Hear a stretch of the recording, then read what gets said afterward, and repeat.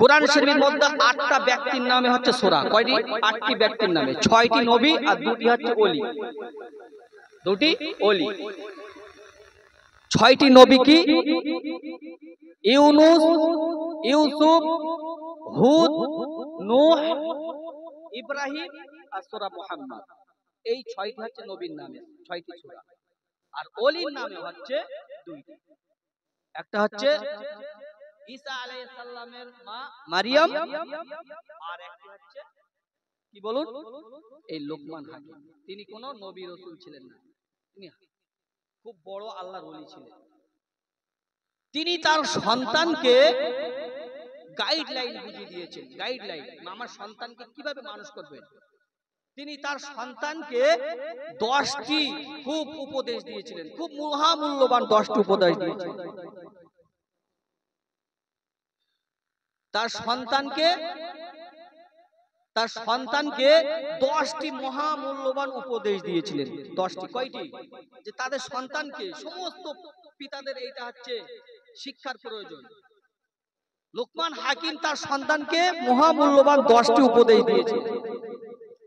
আল্লাহ তাআলার এই 10টি উপদেশ এত ভালো লেগেছে, এত গ্রহণযোগ্য হয়েছে, এত মনোনীত হয়েছে যে স্বয়ং আল্লাহ তাআলা লোকমান হাকিমের ওই 10টি উপদেশ আল্লাহ তাআলা কোরআন শরীফের মধ্যে কোট করে দিয়েছেন। একবার জোরে বলুন সুবহানাল্লাহ। একবার মন খুলে বলবেন না সুবহানাল্লাহ।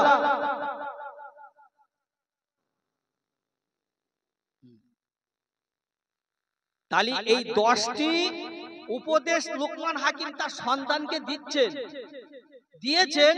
আল্লাহ তাআলার এত মনোনীত, এত প্রেরিত, এত খুশি হয়ে গিয়েছেন, এত ভালো লেগেছে আল্লাহ তাআলা স্বয়ং ওই লোকমান হাকিমের ওই কথাগুলো কোট করে কোরআন শরীফের মধ্যে তুলে দিয়েছেন। যে কি কিয়ামত পর্যন্ত প্রত্যেক পিতার, আল্লাহ তাআলা বলছেন প্রত্যেক পিতার জন্য তার সন্তানদের গাইডলাইন কিভাবে মানুষ করবেন, এই 10টি উপদেশ কোন সন্তানের উপর যদি প্রয়োগ করে সেই রীতিনীতির উপরে যদি চালানো যায়, আল্লাহ বলছেন তাহলে সেই সন্তানটা আমি আল্লাহ আমার রাস্তায় থাকবে। জোরে বলুন, একবার জোরে বলুন সুবহানাল্লাহ। আল্লাহ তাআলা তুলে দিয়েছেন। লোকমান হাকিম ছিলেন কৃতদাস, ছাগল চড়াতেন। মনিবের ছাগল চড়িয়ে সন্ধ্যেবেলা তিনি কি করতেন, সমস্ত ব্যক্তিদেরকে নিয়ে, কয়েক হাজার ব্যক্তিদেরকে নিয়ে, খুব প্রজ্ঞাবান, তিনি খুব জ্ঞানী, বিচক্ষণ, বুদ্ধিমান ছিলেন, খুব তীক্ষ্ণ বুদ্ধি ছিলেন। আল্লাহ তাআলা খুব হিকমত দিয়েছিলেন। তিনি কি করতেন, মানুষদেরকে নিয়ে খুব বুদ্ধিমত্তার কথা বলতেন, উপদেশ দিতেন, খুব সুন্দর সুন্দর বাণী শুনতেন। তার নিজের মনিব বলছেন যে আমার কৃতদাস, আমার রাখাল, আমার চাকর, সে কিনা অতগুলো মানুষকে উপদেশ দিচ্ছে, হাজার মানুষকে উপদেশ দিচ্ছে, সে কি এমন যে আমি মনিব, আমি রাজা, আমি বাদশাহ, আর সে কি এমন উপদেশ দিচ্ছে যে তার কথা অধীর আগ্রহে হাজার মানুষ ওইভাবে তার অধীর আগ্রহে শুনছে, কি বাণী দিচ্ছে, কি তার বক্তব্য দিচ্ছে।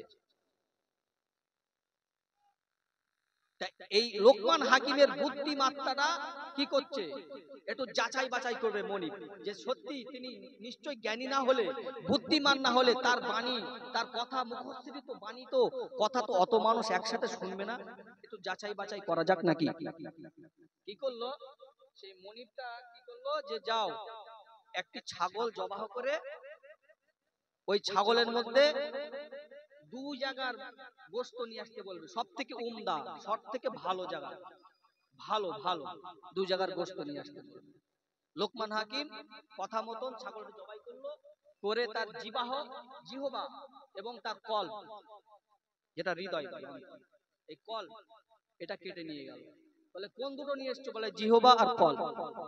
তারপরে আবার কি করলো, আবার একটি ছাগল জবাহ করতে বললো, যাও আবার একটা দ্বিতীয় ছাগল জবাহ করো এবং তার সব থেকে নিম্ন এবং খারাপ জায়গার 2 জায়গার গোশত তুমি নিয়ে আসো। আবার 2 জায়গার গোশত নিয়ে আসো।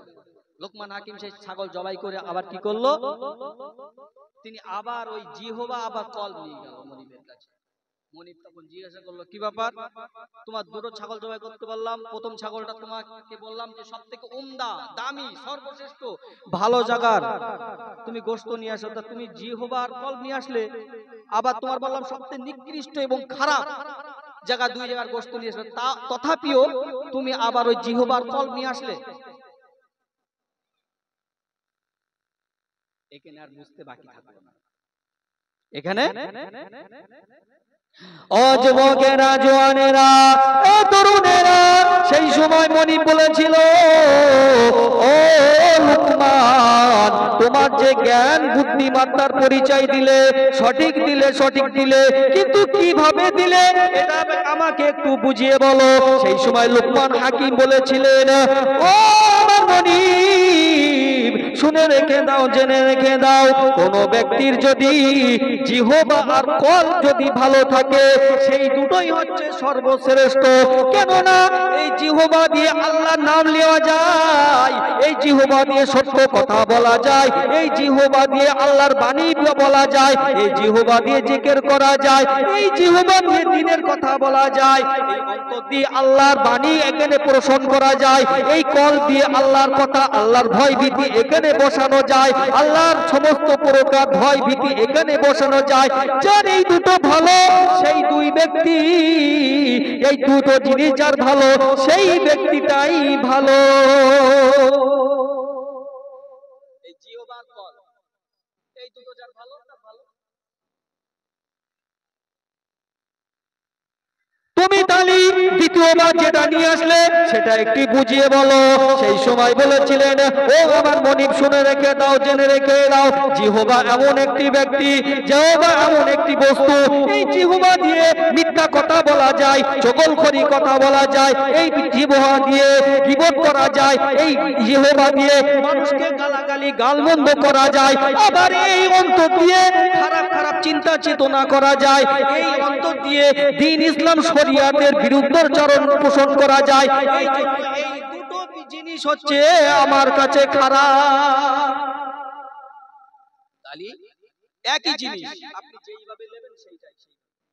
জিহ্বা সবথেকে সর্বশ্রেষ্ঠ জিনিস, আবার এই জিহ্বা সবথেকে নিকৃষ্ট জিনিস, অন্তর সবথেকে সর্বশ্রেষ্ঠ জিনিস। যদি আল্লাহর ভয়, আল্লাহর ভালোবাসা যদি এখানে রাখা যায়, তাহলে সর্বশ্রেষ্ঠ দিন। আবার যদি এখানে ভয় ভীতি, আল্লাহ যদি এখানে যদি অনুতপ্ত ভালোবাসা মহব্বত যদি না রাখা যায়, তাহলে আপনার ওই অন্তর, বলুন বলুন, ভালো না। মনি বলল, যাও, তোমার আজ থেকে আমার রাখালগিরি করতে হবে না, তুমি আজ থেকে তোমার প্রজ্ঞা, তোমার জ্ঞান, তোমার বিচক্ষণ বুদ্ধিমত্তার পরিচয় দিয়ে তুমি মানুষকে ভালো ভালো কথা শোনাবা। জোরে বলুন সুবহানাল্লাহ। এইবারে তার সন্তানকে উপদেশ দিচ্ছেন কি? এবার তার সন্তানকে 10টা উপদেশ দিচ্ছেন। ইয়া ওয়াইয ক্বালা লুকমানু লিইবনিহি, ওয়াইয ক্বালা লুকমানু লিইবনিহি ইয়া বুনাইয়া লা তুশরিক বিল্লাহ। ওয়াইয ক্বালা লুকমানু লিইবনিহি ওয়া হুয়া ইয়াইযুহু ইয়া বুনাইয়া লা তুশরিক বিল্লাহ। বলছে, মুহাম্মদ, তুমি ওই সময়ের কথা স্মরণ করো যেই সময় লুকমান তার সন্তানকে এই উপদেশ দিয়েছিলেন, এ বৎস, এ আমার সন্তান, এ আমার কলিজার টুকরো, এইভাবে সম্বোধন করতে হবে সন্তানকে। আল্লাহ তাআলা নিজেই বলছেন, কি বলতে? এ বৎস, এ আমার কলিজার টুকরো, ও আমার বাজান, এইভাবে সন্তানকে। লা তুশরিক বিল্লাহ, তোমরা কি করো না? শিরিক করো না। লা তুশরিক বিল্লাহ ইন্না শিরকা লা যুলমুন আযীম, শিরক সবথেকে বড় অপরাধ। সব পাপের বাপকে শিরিক, সব পাপের বাপকে বলুন শিরিক। পৃথিবীর বুকে সমস্ত গুনার মাপ আছে, শিরিক করলে সেই শিরিকের গুনাহ মাপ আল্লাহর দরবারে নাই। শিরিক কাকে বলে? হায়াতের মালিক কে বলুন? আল্লাহ। মওতের মালিক কে বলুন? আমার রিজিকের মালিক কে বলুন? আমার শরীর সুস্থতার মালিক কে? আমার জান্নাত জাহান্নামের মালিক কে? সবকিছুর মালিক এই একমাত্র আল্লাহই মনে করতে হবে। এই সব জিনিস অন্যকে অংশীদার, যে অমুককে পারে, আমার হায়াতের মালিক অমুক, এটা মনে করা, আমার রিজিক দেওয়ার মালিক অন্য কেউ আছে, এটা মনে করা, আমার শরীর সুস্থতা করে দেওয়া বা শরীর খারাপ করে দেওয়া, এই সবকিছুর মালিক অন্য কেউ একজন আছে, এইটাকে আল্লাহ তাআলা অংশীদার বসানো বা আল্লাহর সাথে শিরিক করা, এই ক্ষমতাবান অন্য কাউকে করা, এটার নাম হচ্ছে শিরিক। বুঝা গেল? কাল কিয়ামতের ময়দানে মুসলিম শরীফের হাদিস, প্রিয় নবী সাল্লাল্লাহু আলাইহি সাল্লাম বলছেন, পাহাড় পাহাড় গুনাহ নিয়ে যদি কোনো বান্দা আর কোনো বান্দি যদি ওঠে, তার ওই গুনার ভেতরে যদি শিরক না থাকে, আল্লাহ রহমানুর রহিম গফুর রহিম, আল্লাহ যদি চায় তাহলে তার সব গুনাহ maaf করে দিয়ে দয়ার সাগর জান্নাত পর্যন্ত পৌঁছে দিতে। একবার জোরে বলুন সুবহানাল্লাহ। কিন্তু যদি পাহাড় পাহাড় নেকি নিয়ে যদি তার ভেতরে চুল সর্ষে পরিমাণ যদি শিরক থাকে, তাহলে তার সবকিছু বরবাদ হয়ে যাবে। এক নম্বর।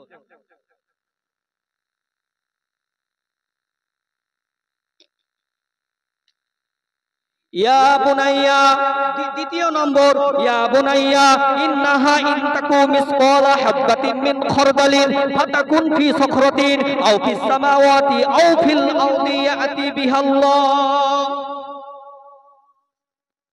এই আমার বৎস, হে আমার কলিজার টুকরো সন্তান, শুনে রেখে দাও, জেনে রেখে দাও, সর্ষে পরিমাণ অনুপরিমাণ যদি কোনো ভালো কাজ করো, সর্ষে পরিমাণ অনুপরিমাণ যদি তুমি খারাপ কাজ করো, সেটা যদি সপ্তম আসমানে থাকে আর সেটা যদি সপ্তম আসমানের নিচে থাকে, সেটা যদি কোনো পাহাড় পর্বতের খুব সূক্ষ্মর মধ্যে পাথরের মধ্যেও যদি লুকায়িত থাকে, সেই সর্ষে পরিমাণ অনুপরিমাণ ভালো এবং খারাপ কাজ তোমার সেইটা প্রতিদান দেখানো হবে।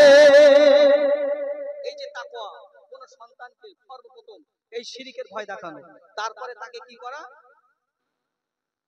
যে ভালো মন্দ তুমি যে কাজই করো না কেন তোমাকে দেখানো হবে এবং তার প্রতিফলন তোমাকে দেওয়া হবে। এই যে এটা যদি ভাবা যায়, এটা যদি তাকে ভাবানো হয়, তাহলে সে গুনাহ করবে প্রথম থেকে। এখান থেকে মনে করেন 10 তলা রাইটার্স বিল্ডিং এ অন্ধকার 12টা 1টার সময় যদি কোণে বসে যদি নিশুত রাত্রে কি করছেন সেটাও জানতে পারে না আল্লাহ? বলুন বলুন, সেটাও জানতে পারে। আবার আল্লাহ তাআলা বলছেন লাউহে মাহফুজ, সিদরাতুল মুনতাহা, আরশ, কুরসি, লাউহে মাহফুজ থেকে আল্লাহ তাআলা সপ্তম আসমানের নিচে যদি একটা পিপিলিকা চলে, সেই পিপিলিকার পায়ের আওয়াজ পর্যন্ত আল্লাহ শুনতে পায়। জোরে বলুন সুবহানাল্লাহ। পৃথিবীর বুকে এমন একটা জায়গায় বলুন তো, যে জায়গাটায় গেলে আপনি গুনাহ করলে সেই জায়গাটা আল্লাহ দেখতে পায় না? একজন বলুন না, একজন বলতে পারবেন যে আপনি পৃথিবীর বুকে এমন একটা জায়গা বলুন যে জায়গাটায় গেলে আল্লাহ তাআলা আপনি যদি গুনাহ করেন সেই গুনাহটা আল্লাহ দেখতে পারবেন? এমন একটা জায়গার নাম বলুন তো, পারবেন?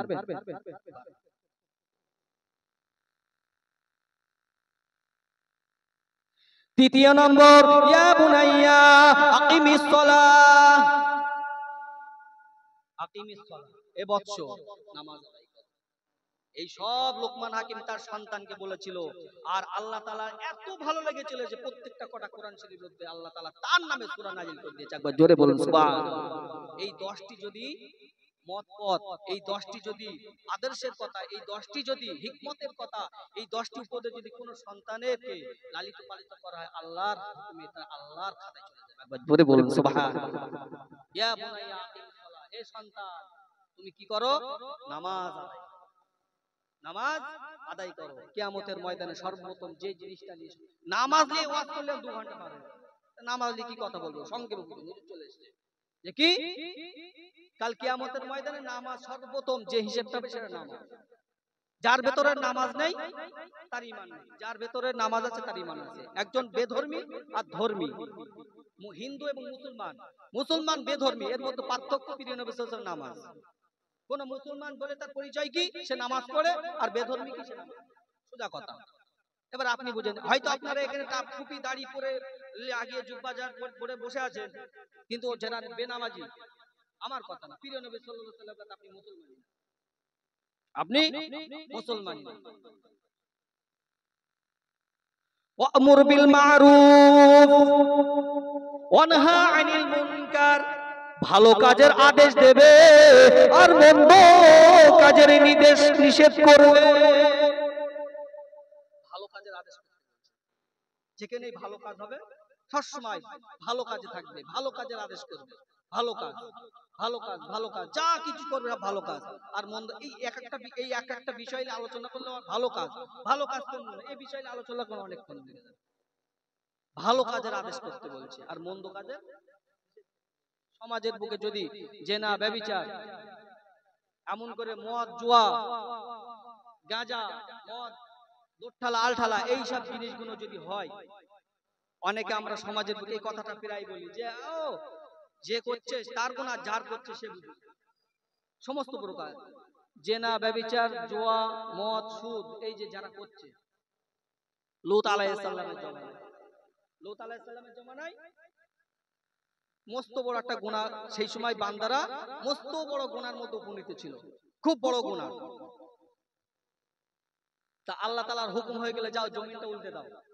লূত আলাইহিস সালামের জমানায়, যাও জমিনটা উল্টে দাও, ওই উম্মত ওই ওই ওই ওই লূত আলাইহিস সালামের ওই উম্মতদের রাখা হবে না, শেষ করে দাও, ধ্বংস করে দাও, ফৌত করে দাও। তার মধ্যে একজন বুজুর্গ মানুষ আল্লাহ আল্লাহ সবসময় জিকির করত। জিবরাইল ফেরেশতা এবং সমস্ত ফেরেশতার সঙ্গমঙ্গলী বলছে, আল্লাহ ওই যে একজন আপনার বান্দা, ওই বান্দাটা জিকির করছে, তো ওকেও কেউ দেবো। বলছে জমিনটা তুলে, রুটির মতন তুলে আগে ওর মাথায় ফেলবে, তারপরে ওই যারা গুনাহ করতো তাদের মাথায় পরে ফেলবে। এই কি বুঝলেন আপনারা? মানে ও শুধু জেকে রাজগাল নিয়েছিল, ও শুধু মনে করতো আমি ভালো থাকবো, আমি ভালো খাই, কার অত সংসারের জ্বালা, আমার সংসারের জ্বালা, আমার চিন্তা চেতনা নিয়ে, আমার ভাবনা নিয়ে, লোকে চুক্তি ঝামেলা এইসব নিয়ে আমি কেন থাকবো? প্রিয় নবী সাল্লাল্লাহু আলাইহি সাল্লাম 14 থেকে 1500 বছর আগে তো আমাদের থেকে পর্দা নিয়ে চলে গেছেন। তাহলে এখন সমাজের বুকে, দুনিয়ার বুকে দ্বীন ইসলাম শরীয়তের প্রচার প্রসার করবে কারা? কারা করবে? এই যে হক হালাল হারাম, জায়েজ না জায়েজ, হক বাতিল, এই যে সমাজের বুকে এই যে হচ্ছে, এইগুলো রোধ কারা করবে? আপনি ভালো থাকছেন, তাহলে তো ওই লূত আলাইহিস সালামের জামানায় ওই ব্যক্তিরও তো তাহলে আল্লাহ ছাড় দিত, যে ও জিকির করছে, ও তো ভালো ছিল, ও এই কথাই বলেছিল যে আমি তো ভালো আছি, আমি জিকির রাজগার করছি, আমি ওইসব গুনাহের মধ্যে আমি থাকবো কেন? ও যারা করছে গুনাহ তারা ও হিসাব তারা দেবে, আর যাদের করছে তারা দেবে। এই সবাইকে পকড়াও করবে, আমাদের সবাইকে। ভালো কাজের আদেশ, মন্দ কাজের নিষেধ। কি ভালো কাজ আদেশ সেটা সবাই জানি, আর কি মন্দ কাজের নিষেধ সেটা হাত দিয়ে হোক, জবান দিয়ে হোক, অন্তর থেকে হোক, সেটা রোধ করতেই হবে সমাজের বুকে। বলুন ইনশাআল্লাহ। তাহলে আর আর কি আছে?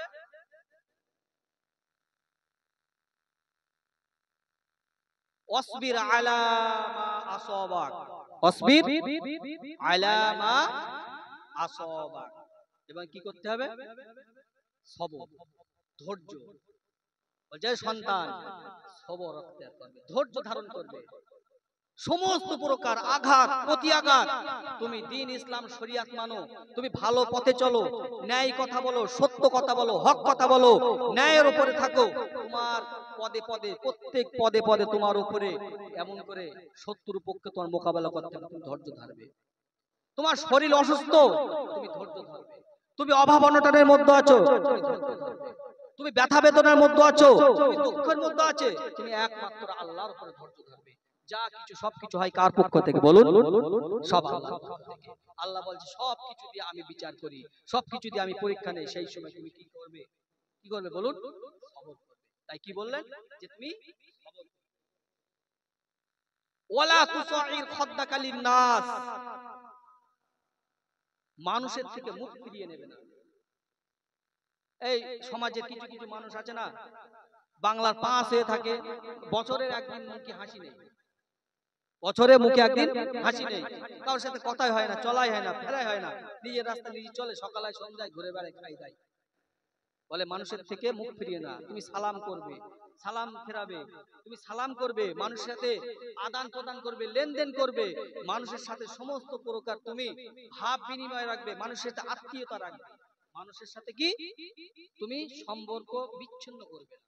ওয়ালা তুসাইর খাদ্দাকা লিন-নাস ওয়ালা তামশি ফিল আরদি মারাহা, অহংকার করবে না। কি করবে না? অহংকার করবে না।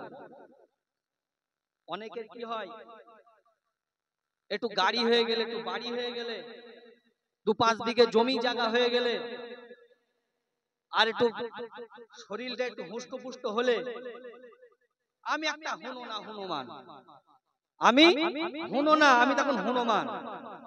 এরকম হয় কিনা? হয় না? তার কথার, তার চাল চলন, তার বলন, তার উঠা বসা, সবকিছু তার শরীরের পুরো একদম মানে ভাবমূর্তিটাই পাল্টে যায়, যাই কিনা সমাজের বুকে। তাই আল্লাহ কি বলছেন?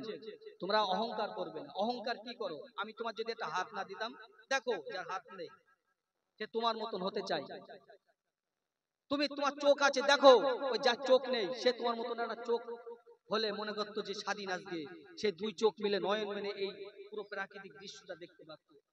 আজকে সে দুটো পা নেই, সে একটা পা থাকলে সে বুঝতে পারতো যে আহারে আমার যদি একটা পা থাকতো ওর মতন, সে পার জন্য সে ছটফট করে। তুমি কি যে এত অহংকার দেখাও। তোমার 3 বার বমি আর 5 বার যদি পায়খানা হয় তুমি বাপের শালা বলো আর মায়ের বউ বলো আর বোর মা বলো, হয় কি না? কিসের ক্ষমতা? 2 বার পায়খানা আর 3 বার বমি হলে আমাদের সেন্স ঠিক থাকে, ব্রেন বুদ্ধি ঠিক থাকে, তাহলে কিসের ক্ষমতা? দেখো ওদিকে তাকিয়ে দেখো হযরতে, ওইদিকে তাকিয়ে দেখো ফেরাউনকে যে খোদা দাবি করেছিল, ফেরাউনের দিকে। ফেরাউনের লাশ এখনো কোথায় আছে? এখনো মিশরের মমি ঘরে আছে। সেটা আল্লাহ তাআলা নিদর্শন করে রেখেছে সমস্ত কাফেরদের জন্য, যে তারা তো এরকম পুরো বিশ্বটা পরিচালনা করেছে, শাসন করেছে, তাদেরকে ওইভাবে শুইয়ে রেখে দিয়েছি। প্রত্যেক মুমিন এবং কাফেরদের জন্য আমি নিদর্শন করে রেখে দিয়েছি। এবং অকসিদ ফি মাশইক অগদুদ মিন সাউতিক, এবং কি তোমরা কি করো না, তোমরা রাস্তায় চলার সময় ভদ্রতা অবলম্বন করবে। তোমরা যখন রাস্তায় চলবে ভদ্রতা অবলম্বন করবে। এটা কে বলছে? লোকমান হাকিম তার সন্তানকে বলছে, যখন রাস্তায় চলবে ভদ্রতা অবলম্বন করবে। 5টা 6টা ছেলে গেলে মনে হয় যে ওই রাস্তা দিয়ে ওর বাপের, যখন 5টা ছেলে যুবক জোয়ান ছেলেরা তাগড়া ছেলেরা যখন যায় তখন মনে হয় কি ওর রাস্তা পুরো ওর বাপের। আর যদি ওর এলাকায় যদি ভিত্তিক যাওয়া হয় তখন তো আরো দাপট বেড়ে গেল যে এটা আমার এলাকার রাস্তা, আর কিছু বলা যাবে না। আর এখনকার যা ছেলেপিলে, উচ্চ ছেলেপিলে যারা বাইক কিনছে, এই এরা মরছে না, এরা মরে যায় না, এই মেরে ফেলছে সাধারণ সর্বসাধারণ ভদ্র সভ্য নম্র রাস্তার ধার দিয়ে যাচ্ছে, সে মেরে দিচ্ছে। তাই কি বলছে? অকসিদ ফি মাশইক অগদুদ মিন সাউতিক, এবং কি তোমাদের স্বর, তোমাদের গলার ভলিউম সংযত করো, নিচু করো। সব সময় কি বলছে? এ বৎস, এ আমার সন্তান, এ আমার কলিজার টুকরা, তোমার গলার আওয়াজটা যেন নিচু হয়, তোমার গলার আওয়াজটা যেন ছোট হয়। তুমি কখনো এই গলাটা চড়া কথায় তুমি কথা বলবে না, চড়া কথায় কথা বলবে না, গলা উঁচু করে কথা বলবে না। যে কথাটা যারা উঁচু গলায় কথা বলে, যারা চেঁচিয়ে কথা বলে, তারা মূর্খ। কথার পাওয়ার, কথার ভারিত্ব, কথার মান মর্যাদা, যারা ছোট্ট ছোট্ট কথা বলে, আস্তে আস্তে আস্তে কথা বলে, শিক্ষিত মানুষরা কখনো চেঁচিয়ে কথা বলে না। কোন একটা জায়গায় সমাবেশে আপনি বসে আছেন, যারা চেঁচিয়ে কথা বলে সেই কথার কোনো দেখবেন সমাজে গুরুত্ব পায় না। পাই যে ব্যক্তিটা আস্তে কথা বলে, সভ্য এবং লাইন দেখে কথা বলে, সেই সমাবেশে সেই ব্যক্তিটার কথাটাই মান মর্যাদা পায়। যে চিল্লাই দেখবেন সবাই মিলে তাকে তুচ্ছ তাচ্ছিল্য করে ওই পুরো ওই মিটিং থেকে বা ওই মিছিল থেকে বা ওই সংগঠন থেকে তাকে বের করে দেওয়া হয়। ওই কিছু বোঝে না, যাক বের করে দে, তাই কিনা? তালি দেখেন আল্লাহ তাআলা এমনি এমনি এমনি এমনি হযরতে লুকমান আলাইহিস সালাম, লুকমান হাকিমের এই 10টি উপদেশ তার সন্তানকে দিয়েছিল। আর সেই আল্লাহর ওলি, সেই ব্যক্তির উপদেশটা আল্লাহ তাআলা এমনি কোট করে কোরআন শরীফের মধ্যে দেয়নি। আল্লাহ বলছে এই 10টি উপদেশ দিয়ে যদি কোনো সন্তানকে মানুষ করা যায়, তার উপরে উপনীত করা যায়, তাহলে আল্লাহ বলছেন আমি আল্লাহ সে যেন আমার পথে থাকলে। একবার জোরে বলুন সুবহানাল্লাহ। তাকবীর দেন, নারে তাকবীর।